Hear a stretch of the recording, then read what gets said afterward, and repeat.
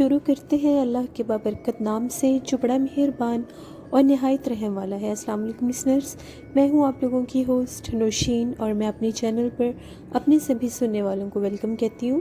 Listeners کیسے ہیں آپ سب، اور میری چینل کی خوفناک کہانیوں کو کتنا انجوائے کرتے ہیں؟ اپنا فیڈ بیک مجھے ضرور دیں۔ آج آپ لوگوں کے لیے ایز یوزول میں انٹرسٹنگ ہارر سٹوریز لے کر آئی ہوں جو میرے لسنرز ہمیشہ شیئر کی ہیں۔ عید کی مصروفیت کی وجہ سے میں 2 دن آپ لوگوں کے لیے سٹوری پوسٹ نہیں کر سکی۔ میں امید کرتی ہوں آپ سب لوگوں کی عید بہت اچھی گزری ہوگی۔ بڑھتے ہیں آج کی پہلی خوفناک کہانی کی طرف۔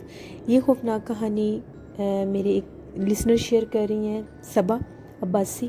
صبا کہتی ہیں کہ آج آپ کے ساتھ میں اپنی خالہ کے ہسبینڈ کی زندگی میں پیش آنے والی ایک کہانی شیئر کرنا چاہتی ہوں۔ میرے جو خالو تھے، جب میری خالہ کی شادی ہو کے وہ کراچی گئیں تو ان کے جو ہسبینڈ تھے ان پر جن کا سایہ تھا۔ اکثر اس جن کی حاضری بھی ان کے جسم پر ہوتی رہتی تھی۔ جب بھی ان کے اوپر وہ جن کا اثر ہوتا تھا، یعنی جو کنڈیشن ہوتی تھی جب وہ جن ان کے اوپر حاضر ہوتا تھا باقاعدہ، تو ان کا چہرہ بہت زیادہ بگڑ جاتا تھا۔ ان کی آنکھیں بہت زیادہ ریڈ ہو جاتی تھی اور بہت زیادہ بڑی بڑی لگنے لگتی تھی، اور ان کا جو چہرہ، باقی بھی جو چہرہ تھا اس کے خد و خال بھی بہت زیادہ خوفناک ہو جاتے تھے۔ وہ اپنے کنٹرول میں نہیں رہتے تھے، بس ایک جگہ پر بیٹھے بیٹھے گھورتے رہتے تھے۔ گھر کے جو بچے ہوتے تھے وہ ان کو گھورنا شروع کر دیتے تھے۔ شروع میں تو خالہ کو اس چیز کی سمجھ ہی نہیں آتی تھی کہ ان کو کیا پرابلم ہے، لیکن پھر بعد میں ان کو اس چیز کا آئیڈیا ہوا، پتہ چلا کہ ان کے جو ہسبینڈ ہیں وہ پوزیسڈ ہیں، ان کے اوپر جنات کا بسیرا ہے۔ اب حالات ان کے دن بدن کچھ اور زیادہ خراب ہونے لگ گئے۔ جب وہ گھر کے بچوں کو بہت بھیانک انداز سے گھورتے تھے تو سب ڈر جایا کرتے تھے۔ اس سے کسی کی بھی ہمت نہیں ہوتی تھی ان کے قریب جانے کی۔ یہ کنڈیشن ان پر اکثر رہا کرتی تھی۔ وہ جن باقاعدہ ان کے جسم میں حاضر ہو جاتا تھا۔ خالہ کو پتہ چلا کسی اللہ والے کا، تو انہوں نے یہ کہا کہ کیوں نہ ہم ان کو ان کے پاس لے کر جائیں۔ جو ہی وہ ان کو ان اللہ والے عامل کے پاس لے جانا چاہ رہے تھے تو وہ ان کو بہت زیادہ تنگ کرتے تھے۔ راستے میں گاڑی کو رکوا کر باہر نکل جاتے تھے، مجبوراً خالہ کو ان کے پیچھے جانا پڑتا تھا۔ جو ہی وہ ان کے پیچھے جاتی تھی بھاگ کر گاڑی میں بیٹھ جاتے تھے اور بڑے خوفناک انداز میں ہنسنا شروع کر دیتے تھے۔ مجبوراً وہ وہاں پر کبھی بھی پہنچ نہیں پاتی تھیں اور گھر واپس لے کر آنا پڑتا تھا۔ انہوں نے یہی ڈیسائیڈ کیا کہ کیوں نہ وہ جو اللہ والے بزرگ ہیں ان کو ہم اپنے گھر میں بلا لیں، کیونکہ یہ تو نہ وہاں پر خود جائیں گے، نہ ہی وہ مخلوق ان کو وہاں پر جانے دے گی ہمارے ساتھ۔ جو ہی ان لوگوں نے وہ جو اللہ والے تھے، بزرگ تھے، ان کو اپنے گھر میں بلایا، ان کی ریکویسٹ کی کہ آپ گھر میں آ کر ان کو دیکھیں، تو جب وہ ان کے گھر میں آئے تو وہ جو خالو تھے ان کے اوپر دوبارہ وہ جن حاضر ہوا باقاعدہ۔ اس نے وہ جو اللہ والے تھے انہوں نے جب پڑھائی کی تو وہ جن ان کے جسم پر آ کر باقاعدہ بولنے لگ گیا۔ انہوں نے یہ پوچھا کہ تم کون ہو اور کیوں اس کو جکڑا ہوا ہے؟ تو اس پر اس جن کا یہ کہنا تھا کہ ہم لوگ مسلم جنات ہیں، اس نے یہ ناپاکی میں ہم لوگوں کے سامنے آیا ہے، تو اس وجہ سے ہم نے اس کو جکڑ لیا، ہم اس کو نہیں چھوڑیں گے۔ انہوں نے بہت زیادہ سمجھایا کہ جو مسلم جنات ہوتے ہیں وہ تو کسی کو نقصان نہیں دیتے، آپ اس کو چھوڑ دیں، اس بیچارے نے جان بوجھ کر ایسا نہیں کیا، اس کی زندگی سے آپ لوگ چلے جائیں اور اس کو آزاد کر دیں۔ جس پر ان جنات کا یہ کہنا تھا کہ ہم ایک شرط پر جائیں گے، ہمیں 3 کلو مٹھائی چاہیے۔ ان سے بحث کرتے کرتے ان کو سمجھاتے، پہلے ان کو دورے کی کنڈیشن بنی، کافی رات کا ٹائم ہو گیا تھا۔ وہ جو اللہ والے تھے انہوں نے ان کے بھائیوں کو یہ کہا کہ آپ جا کر مٹھائی کا بندوبست کریں۔ جو ہی ان کے بھائی مٹھائی لے کر آئے، وہ جو جن ان کے اوپر دوبارہ حاضر ہوئے وہ بہت غصے میں تھے۔ انہوں نے یہ کہا کہ اس مٹھائی میں سے 1 پاؤ مٹھائی کم ہے۔ جب ان کے بھائی سے پوچھا گیا تو انہوں نے یہ کہا کہ جس شاپ سے میں لے کر آیا ہوں وہاں پر بس اتنی ہی مٹھائی تھی، تو جتنی تھی میں لے آیا، اس میں سے 1 پاؤ کم ہے۔ ان جنات کو پتہ چل گیا تھا۔ وہ جنات کسی طریقے پر ماننے کے لیے تیار ہی نہیں تھے۔ انہوں نے یہ کہا کہ اگر پوری مٹھائی نہیں دو گے تو ہم نہیں جائیں گے اور اس کو بھی نقصان پہنچائیں گے۔ جس پر انہوں نے دوبارہ ان کو بھیجا، بڑی مشکل کے ساتھ انہوں نے کوئی اور شاپ ڈھونڈی، پھر وہاں سے وہ مٹھائی لے کر آئے۔ تو وہ جو جنات تھے انہوں نے یہ کہا کہ اس آدمی کو کہیں کہ ہم سے معافی مانگے اور دوبارہ زندگی میں کبھی ایسی حرکت نہ کرے۔ پھر وہ باقاعدہ انہوں نے ان سے معافی مانگی، تو انہوں نے وہ جو جنات تھے وہ خالو کی جان چھوڑ کر پھر وہ چلے گئے۔ جو ہی وہ وہاں سے نکلے، پھر وہ جو اللہ والے بزرگ تھے ان کو یقین نہیں تھا کہ یہ ہو سکتا ہے دوبارہ واپس آ جائیں۔ پھر انہوں نے ان کے گھر میں چاروں طرف کیل لگائے اور وہ جو خالو تھے ان کو باقاعدہ تاکید کی کہ آپ نے ان چیزوں کا خیال رکھنا ہے، پاک صاف رہنا ہے، ہمیشہ طہارت کی حالت میں رہنا ہے کہ دوبارہ آپ کے اوپر وہ جنات حملہ آور نہ ہو سکیں۔ پھر اس کے بعد میرے خالو کی طبیعت ٹھیک رہنے لگ گئی، مگر جن دنوں میں ان کے اوپر جنات آتے تھے ان کی حالت بہت زیادہ عجیب ہو جاتی تھی۔ یہ ہماری خالہ نے ایک سٹوری شیئر کی تھی جو ان کے ہسبینڈ کی تھی۔ بہت شکریہ صبا آپ کا، اللہ ان سب کو اپنے حفظ و ایمان میں رکھے۔ لسنرز، جنات جو مسلم جنات ہوتے ہیں وہ غصے میں تب ہی آتے ہیں جب کوئی ایسی حرکت کی جائے، یا تو ان کی جگہ کے اوپر کچھ ایسا کام ہو یا پھر کچھ ایسا ہی ہو جس کی وجہ سے جس جگہ پر وہ رہتے ہیں وہاں پر کچھ ناپاکی وغیرہ والا کچھ ہو تو وہ پھر ضرور ناراض ہوتے ہیں اور اپنا آپ ظاہر کرتے ہیں۔ ہمیشہ ان چیزوں کو مد نظر رکھنا چاہیے۔ ہم لوگوں کے میری کزن کے ہسبینڈ تھے تو وہ بھی ایک سٹوری کل شیئر کر رہے تھے، آئے ہوئے تھے ہم لوگوں کے گھر، تو وہ بتا رہے تھے جب وہ چھوٹے سے تھے تو سیال شریف دربار ہے ایک بہت مشہور، وہاں کے پیر ہیں اور ان کا پورا جو شجرہ اور ان کی جو آگے سے ساری ہے گدی نشین جو ہیں وہ، تو وہ کہتے ہیں کہ میں چھوٹا سا تھا تو ایک دفعہ وہاں پر عرس لگا ہوا تھا، تو وہ اپنے ابو کے ساتھ وہاں پر گئے ہوئے تھے، تو جو ان کے جو بڑے پیر صاحب تھے وہاں پر ایک محفل تھی، وہاں پر وہ بیٹھے ہوئے تھے، تو وہ کیا دیکھتے ہیں کہ ایک دم سے ایک ضعیف شخص آیا، اس کے کپڑوں پر بہت زیادہ مٹی لگی ہوئی تھی اور اس کا سر جو تھا وہاں پر بھی مٹی لگی ہوئی تھی، بال بھی سارے مٹی سے بھرے ہوئے تھے اور کپڑے بھی کچھ پھٹے ہوئے تھے۔ وہ آ کر ہاتھ باندھ کر ان کے سامنے بیٹھ گیا اور اس نے رونا شروع کر دیا۔ وہ جو پیر صاحب تھے اس سے باتیں کچھ کر رہے تھے، سمجھ نہیں آ رہی تھی کیا باتیں کر رہے ہیں۔ اس کے بعد انہوں نے اپنے وہ جو وہاں پر ان کے ساتھ جو لوگ ہوتے ہیں ان کو یہ کہا کہ ایک کمرے کے اندر ایک دیگ اور 1000 روٹی اور پانی کا ایک گھڑا رکھوا دو، انہوں نے کھانا کھانا ہے، ان شخص کے لیے جو آئے ہوئے ہیں مہمان ان کے لیے کھانا رکھوائیں۔ اب وہ بچے تھے، وہ کہتے میں بڑا حیران ہوا کہ ایک آدمی اتنا زیادہ کھانا کیسے کھا سکتا ہے۔ جس کمرے میں ان کے لیے وہ کھانا رکھا گیا، وہ کہتے ہیں کہ جب میں نے ان کے ابو نے ان کو منع بھی کیا کہ آپ نے آگے نہیں جانا، بچے شرارتی ہوتے ہیں، وہ چھوٹے تھے تب، وہ کہتے ہیں جو ہی میں نے کمرے میں سے جھانک کر دروازے میں سے دیکھنا چاہا، وہ اکیلے بیٹھ کر وہ کھانا کھا رہے، تو جو ہی انہوں نے پلٹ کر دیکھا ان کی آنکھیں اتنی بھیانک اور اتنی بڑی بڑی تھیں کہ میں دیکھ کر فوراً سے ڈر کے پیچھے ہٹ گیا۔ تھوڑی دیر کے بعد وہ کمرے میں سے باہر آئے، جب وہاں پر جا کر دیکھا تو وہاں پر کچھ بھی نہیں رکھا تھا، سب کچھ کھا گئے، اور پھر وہ ان سے اجازت لے کے پیر صاحب سے وہ چلے گئے۔ پھر انہوں نے بار بار اپنے بابا سے پوچھ رہے تھے کہ بتائیں یہ کون تھے، انہوں نے اتنا کیسے کھا لیا، تو وہ پیر صاحب نے یہ کہا کہ بیٹا یہ جن تھے، یہ بغداد سے آئے تھے، وہاں سے سیدنا حضرت غوث اعظم کا پیغام لے کر آئے تھے، تو یہ مسلم جنات تھے، ان کو آتے آتے راستے میں یہ اس طرح سے تھکے ہوئے تھے، ان کو بھوک لگی ہوئی تھی، وہ جو ہی وہاں سے اٹھ کر گئے تو جیسے ہی تھوڑا سا آگے گئے تو وہ غائب ہو گئے تھے۔ اس طرح سے بھی ہو جاتا ہے۔ پھر وہ جو میری کزن کے ہسبینڈ ہیں انہوں نے اور بھی بہت سی سٹوریز ہمارے ساتھ شیئر کی تھیں اپنی، اسی طرح سے وہ کہتے تھے کہ ایک جگہ پر ایک ویرانہ تھا، میں وہاں سے گزر رہا تھا، اپنے گھوڑے پر تھا، گاؤں کی بات ہے، تو کہتے میں نے وہاں پر اپنا گھوڑا کھڑا کیا تو وہ اپنے گھوڑے کے اوپر اکثر ایک خوشبو ہوتی ہے وہ لگا دیا کرتے ہیں نشانی کے لیے، کہتے ہیں جو ہی میں نے اپنے گھوڑے پر وہ خوشبو لگا کر اس کو وہاں پر میں نے کھڑا کیا تھا، تو جو ہی میں کسی کام سے گیا ہوا تھا، جب میں واپس آیا تو وہاں پر سیم میرے گھوڑے جیسا ہی ایک اور گھوڑا کھڑا ہوا تھا، ہو بہو وہی رنگ، وہی اس کا قد کاٹ، پہچان میں نہیں آ رہا تھا کہ یہ دونوں ان میں سے اصل گھوڑا کون سا ہے۔ وہ تھوڑے سے پریشان ہوئے اور ڈر گئے کہ یہ علاقہ ویران ہے، ہو سکتا ہے یہاں پر کوئی اور غیر مرئی مخلوق ہو۔ وہ کہتے ہیں جو ہی میں نے تصدیق کے لیے اپنے گھوڑے پر تو میں نے خوشبو لگائی ہوئی تھی، جب میں نے وہاں پر جا کر اس کو اسمیل کیا تو اس میں سے خوشبو آ رہی تھی، دوسرے گھوڑے کی طرف وہ گئے ہی نہیں۔ کہتے ہیں جو ہی میں اپنے گھوڑے پر بیٹھ کر وہاں سے تیزی سے جانے لگا تو مجھے اپنی بیک سائڈ سے بہت بھیانک چیخوں کی آوازیں آنے لگیں، اور وہ چڑیلیں تھیں، ڈائنیں تھیں، اور وہ یہ کہہ رہی تھیں کہ اگر تم غلطی سے بھی اس گھوڑے پر بیٹھ جاتے تو تمہارے جسم کا ایک ٹکڑا بھی باقی نہیں بچنا تھا، تمہارا پیر کامل ہے جس نے تمہیں بچا دیا۔ کہتے ہیں میں فوراً اس ویرانے سے باہر آ گیا، اور کہتے ہیں کہ میں کافی زیادہ دن میں بیمار رہا تھا۔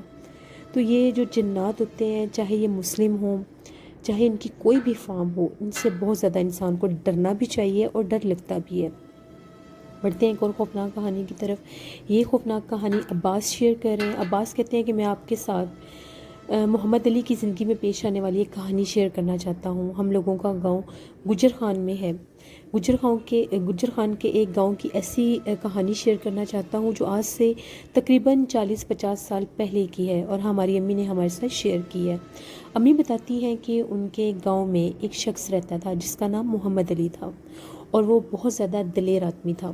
اس کے ساتھ ایک مسئلہ یہ شروع ہو گیا تھا کہ جب بھی اس کی جو فصل تھی، گندم تھی، وہ پک کے جب تیار ہو جاتی تھی تو راتوں رات اس کو کوئی آ کے بالکل تہس نہس کر جاتا تھا۔ ساری فصل، اس کی ساری جتنی بھی فصل تیار ہوتی تھی، اس کو کوئی بالکل خراب کر جاتا تھا۔ وہ بڑا پریشان ہوتا تھا کہ آخر یہ کون کرتا ہے کہ راتوں رات میرے پورے کھیت کو کوئی آ کر تباہ کر جاتا ہے اور یہ فصل بیکار ہو جاتی ہے۔ آج میں دیکھوں گا کہ میرے ساتھ ایسا کرتا کون ہے۔ جو ہی وہ آدھی رات کا ٹائم ہوتا تھا تو وہ اپنی زمین کے اوپر ہی ایک جگہ پر چھپ کر بیٹھ گیا کہ میں دیکھتا ہوں یہاں پر کون ہے۔ ایک طرف سے اس نے کیا دیکھا کہ ایک عورت چلتی ہوئی آ رہی ہے اور وہ جو عورت ہے اس کا چہرہ بہت زیادہ بھیانک ہے، بہت خوفناک چہرے والی کوئی عورت ہے، اور اس نے آ کر اس فصل کو خراب کرنا شروع کر دیا۔ چونکہ وہ آدمی بہت زیادہ بہادر تھا، اس نے ہمت سے کام لیا اور بڑے آہستہ قدموں کے ساتھ وہ اس طرف بڑھنے لگ گیا جس طرف وہ عورت تھی اور اس کی کمر تھی۔ جو ہی وہ اس کی بیک سائڈ پر گیا، اس نے جا کر دیکھا تو اس کے پاؤں الٹے تھے۔ اس کو پتہ چل گیا تھا کہ یہ کوئی غیر مرئی مخلوق ہے، کوئی چڑیل یا ڈائن اس طرح کی یہ کوئی قسم ہے جو اس فصل کو برباد کر رہی ہے۔ وہ بتاتے ہیں کہ کہا یہ جاتا ہے کہ اگر یہ جو جنات کی فارم چڑیل یا ڈائن ہوتی ہے، اس کو اگر بالوں سے جکڑ لیا جائے تو یہ انسان کی گرفت میں آ جاتی ہے، قید میں آ جاتی ہے۔ ان کی جتنی بھی پاور ہوتی ہے ان کے بالوں میں ہوتی ہے۔ اس شخص نے فوراً سے اس کو بالوں سے پکڑ لیا اچھی طرح سے، وہ اس کے قابو میں آ گئی اور چیخنے لگ گئی اور اس کو یہ کہنے لگی کہ مجھے چھوڑ دو، میں دوبارہ تمہاری فصل خراب نہیں کروں گی۔ وہ بہت بہادر شخص تھا، اس کو یہ تو پتہ چل گیا تھا کہ اس نے اس کو قابو کر لیا ہے۔ اس کو گھسیٹتا ہوا اپنے گھر لے کر گیا اور وہاں پر جا کر اس نے اس کو درخت کے ساتھ باندھ دیا۔ ساری رات وہ خوفناک آوازیں نکالتی رہی، اس کو بالوں کے سمیت باندھا، بالوں کے ساتھ اس کو درخت سے باندھ دیا گیا۔ وہ بار بار چیخ رہی تھی، مجھے چھوڑ دو، مجھے جانے دو، میں کبھی واپس نہیں آؤں گی، میں یہاں سے دور چلی جاؤں گی۔ اگلے دن جب صبح سب نے چیخوں کی آوازیں سنی، بھیانک آوازیں سنی، تو پورا گاؤں وہاں پر اس کو دیکھنے آیا۔ اس کا چہرہ بہت زیادہ بھیانک تھا اور اس کو بالوں سمیت درخت کے ساتھ باندھا ہوا تھا۔ وہ سب کو یہی کہہ رہی تھی کہ مجھے ایک دفعہ یہاں سے جانے دو، مجھے اس آدمی سے کو مجھے چھوڑ دے، میرے بال آزاد کر دے، میں یہاں سے دور چلی جاؤں گی۔ اس آدمی نے کہا ٹھیک ہے، میں اس شرط پہ تمہیں چھوڑوں گا کہ کبھی دوبارہ زندگی میں تم اس طرف نظر نہیں آؤ گی۔ جو ہی اس نے اس کے بال کھولے، وہ آسمان تک دراز ہو گئی، اتنی لمبی ہو گئی، اس کا سر جو تھا آسمان تک جا رہا تھا۔ سب لوگ چیخیں مارتے ہوئے سائڈ پر ہو گئے، لیکن اس نے جاتے جاتے اس محمد علی کو یہ بد دعا دی کہ تمہارا اکلوتا بیٹا مر جائے، اور وہ غائب ہو گئی۔ کچھ دن کے بعد اس آدمی کا اکلوتا بیٹا، ایک ہی اس کا بیٹا تھا، اس کی ڈیتھ ہو گئی۔ تو یہ ایک سٹوری تھی جو ہم لوگوں کی امی نے ہمارے ساتھ شیئر کی، اور وہ بتاتی ہیں کہ یہ اس دور کے گاؤں کا سچا واقعہ ہے۔ بہت شکریہ عباس صاحب کا۔ لسنرز، بالکل یہ جنات، یہ چڑیلیں، آفتیں ہوتی ہیں۔ ہم لوگوں کے چھوٹے ماموں بھی یہ بات شیئر کر رہے تھے، وہ کہتے تھے کہ باقاعدہ ان لوگوں نے بھی یہ کوٹ فرید جو ہے، سرگودا کا ایک علاقہ ہے کوٹ فرید، وہاں پر باقاعدہ اعلان کیا کرتے تھے کہ وہاں پر بھی ایک چڑیل تھی جو ساری رات بھاگتی تھی، وہ قبرستان سے آتی تھی، وہاں پر وہ کسی کو گزرنے نہیں دیتی تھی اور باقاعدہ لوگوں کو ڈراتی تھی۔ کوئی وہاں سے گزرتا تھا، بہت سے لوگوں کو جانی نقصان تک پہنچاتی تھی، اور بہت سے لوگ اگر اس کی پلیس پہ جہاں پر اس کا مین بسیرا تھا قبرستان کے ایک کونے میں، وہاں سے گزرتے تھے تو ان پر وہ اٹیک کرتی تھی۔ کبھی عورت کے روپ میں بن کر بیٹھی ہوتی تھی، کبھی کسی روپ میں بیٹھی ہوتی تھی۔ پھر ایک بہت بڑے عامل تھے، کوئی اللہ والے تھے، ان کو باقاعدہ بلایا گیا اور پھر وہ آئے اور انہوں نے اس کو قید کیا تھا۔ تو اس طرح سے وہ وہاں پر کہتے ہیں کہ آج کے دور میں بھی، آج کے دن تک وہ قبرستان کے ایک مخصوص حصے میں قید ہے۔ اگر کبھی کوئی وہاں سے گزرے تو وہاں پر محسوس ہوتا ہے کندھے بھاری ہو جانا، سر بھاری ہو جانا، تو وہ بھی وہاں پر قید ہے۔ میں نے بہت سے لوگوں سے لسنرز ایسی سٹوری سنی ہیں جن میں اس پچھل پیری کا ایک ذکر ہوتا ہے۔ آخر اس کا کوئی وجود ہوگا، شاید یہ جنات کی ایک فیمیل قسم ہے جو چڑیل کا روپ لے لیتی ہے، اور اس میں اب کتنی حقیقت ہے میں اس چیز کو نہیں سمجھ پاتی، کیونکہ جن لوگوں نے دیکھا ہے، جن لوگوں نے سنا ہے، اب وہ بھی جھوٹ نہیں بول رہے۔ کیونکہ وہ لوگ جانتے ہیں، ان لوگوں نے ان چیزوں کو دیکھا ہوا ہے، باقاعدہ دیکھا ہوا ہے۔ اس طرح سے میں نے یہ اسٹوری سنی ہے تو مجھے کافی زیادہ تجسس ہوتا ہے کہ اس میں کیا ریالٹی ہے، اس کی بیہائنڈ کیا چیز ہے، کہ اگر ایک فیمیل کی فارم میں وہ آتی ہے اور یہ وجود ہے ان کا، یہ پچھل پیری چڑیل جنات کا وجود ہے، اس سے تو ہم انکار کر ہی نہیں سکتے۔ بڑھتے ہیں ایک اور خوفناک کہانی کی طرف۔ یہ خوفناک کہانی میری ایک لسنر ہیں جو لاہور سے شیئر کر رہی ہیں۔ وہ کہتی ہیں، اپنا نیم آن ایئر نہیں کروانا چاہتی، وہ کہتی ہیں کہ جب ان کی شادی ہو گئی تھی تو ان کی جو مدر تھیں اکثر ان کے ساتھ اپنی باتیں شیئر کیا کرتی تھیں۔ ان لوگوں کا جو گھر تھا وہ کافی زیادہ آسیب زدہ تھا، ہانٹیڈ تھا، جسٹ بیکاز آف دیٹ کہ ان کے گھر کا ایک ساتھ والا گھر تھا جو خالی رہتا تھا، جو ویران تھا، وہ گھر آلریڈی آسیب زدہ تھا، ہانٹیڈ تھا، اس کی وجہ سے ان کا گھر بھی آسیب زدہ ہو گیا۔ ان کی امی کو ایک دفعہ خواب آیا، وہ خواب میں کیا دیکھتی ہیں کہ کوئی غیبی مخلوق ہے، غیر مرئی مخلوق ہے، اور وہ ان کو مخاطب کر کے یہ کہتی ہے کہ جس جگہ تم لوگوں نے اپنا واش روم بنایا ہے یہاں پر ایک کنواں ہوتا تھا، اس کنویں پر ہم لوگوں کا بسیرا تھا، تم لوگوں نے اس جگہ کے اوپر واش روم بنایا ہے، ہم تم لوگوں کو نہیں چھوڑیں گے اور تم لوگوں کے گھر کے 5 افراد کو اپنے ساتھ لے کر جائیں گے۔ ان کی امی کی آنکھ کھل گئی، وہ جو سارا خواب انہوں نے دیکھا وہ سب کے ساتھ انہوں نے شیئر کیا، اور وہ بہت زیادہ ڈری بھی ہوئی تھیں۔ ان کی امی اکثر ان کو ایک اور خواب سنایا کرتی تھیں کہ جب ان کی یہ بیٹی پیدا ہونے والی تھی تو ان کو خواب آتا تھا کہ ایسی ہی ایک بچی انہوں نے خواب میں دیکھی ہے، اور وہ بچی ان کے چہرے کے اوپر تھپڑ لگاتی ہے، اور اس کے جو فنگر پرنٹس ہیں وہ بھی ان کے چہرے پر لگ جاتے ہیں۔ اس کے بعد ان کی 5 بہنیں ہوئیں، جن میں سے ان کی 3 بہنوں کی ڈیتھ بھی ہو گئی۔ وہ کہتی ہے ایک بہن کی تو بالکل سڈن ڈیتھ ہوئی تھی، وہ بیڈ سے نیچے گری اور ان کی ڈیتھ ہو گئی۔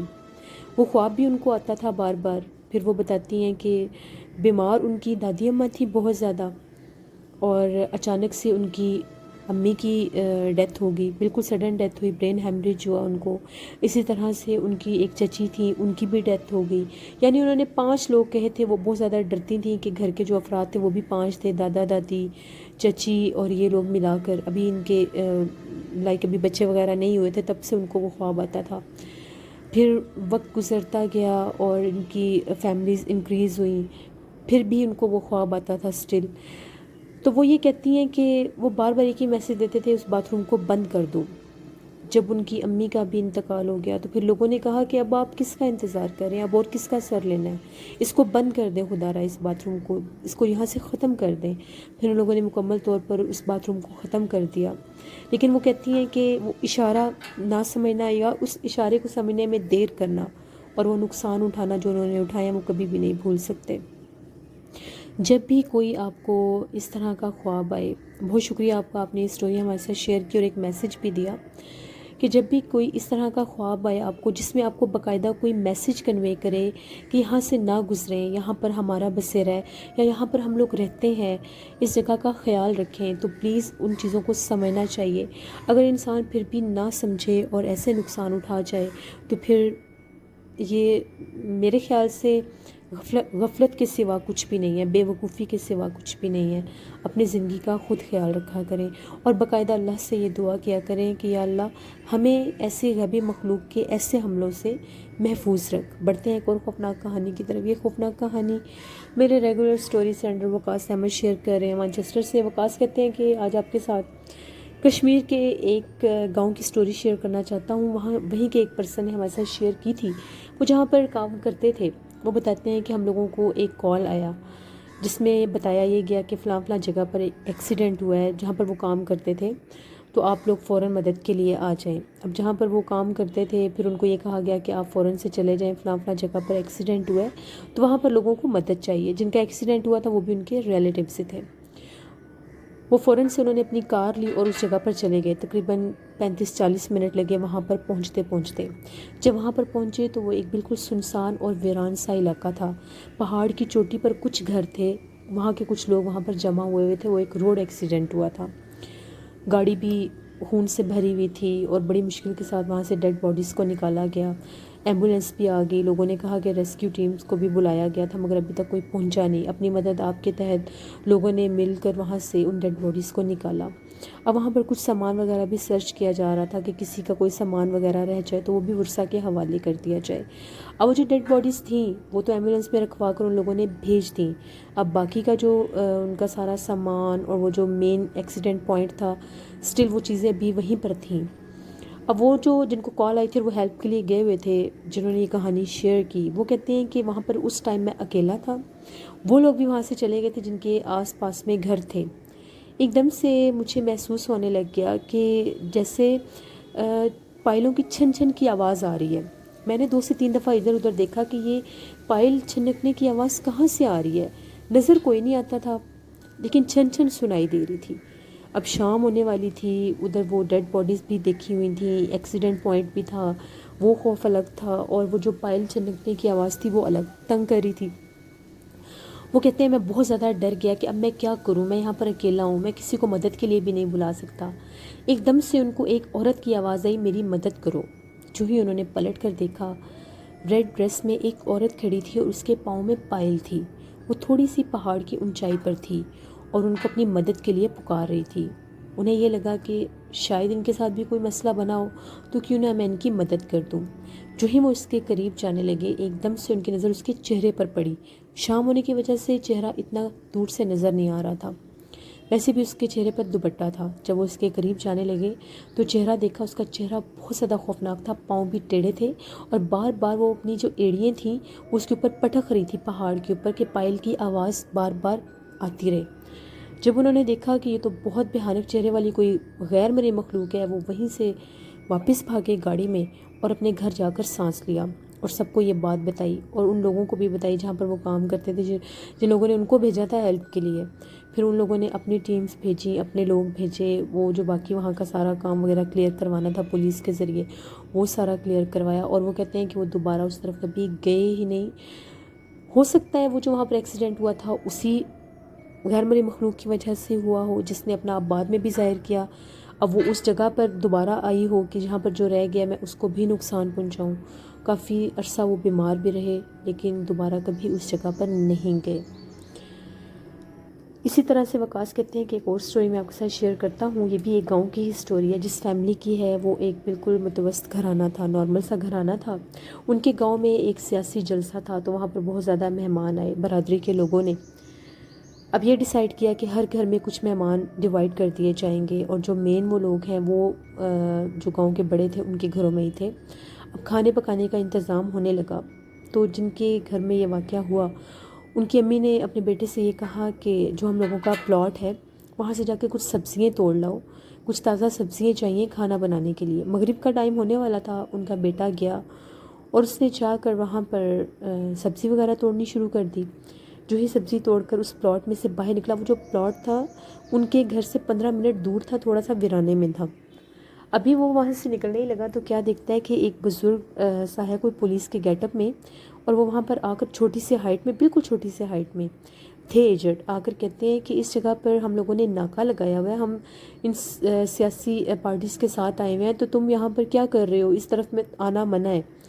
اس لڑکے کو تھوڑا سا تعجب ہوا کہ اس ویرانے میں کس چیز کا ناکہ ہے، یہاں تو نہ کوئی آتا ہے نہ کوئی جاتا ہے، یہ پتہ نہیں یہ کون شخص ہے.